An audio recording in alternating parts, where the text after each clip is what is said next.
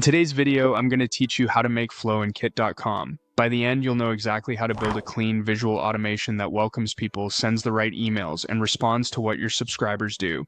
First, open Kit and head to your dashboard. From there, look for the Automate area.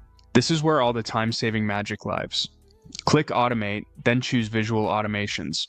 Visual Automations gives you a canvas so you can see your entire flow laid out, which makes it much easier to understand what happens and when.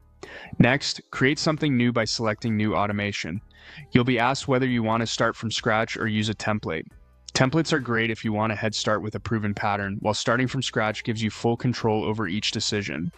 For this walkthrough, go with Start from Scratch so you can see every piece you'll need. When the canvas opens, click Start Building. Your first job is to add a trigger, the event that places someone into your flow.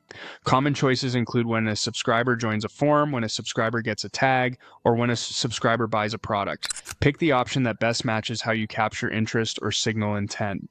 If you're using a landing page to collect signups, choose that as your event and then click Add Event to lock it in. With your trigger in place, it's time to build what happens next. Click the plus icon to add actions to your flow.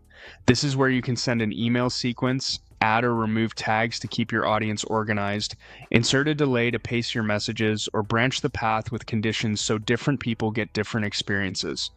Think about the journey you want, perhaps an immediate welcome email, a short delay, and then a sequence that shares value over a few days.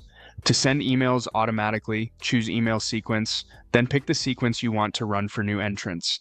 This could be a welcome series, a product education track, or a set of tips. After you've chosen it, click Add Action so it appears on the canvas and connects to your trigger. When your flow looks right and reads clearly from top to bottom, turn it on. Use the Activate toggle, then click Activate to set your automation live. From here, anyone who meets your trigger will move through the steps you designed. That's it, your flow in Kit is ready. You can always come back to refine timing, tags, and conditions as you learn what works best.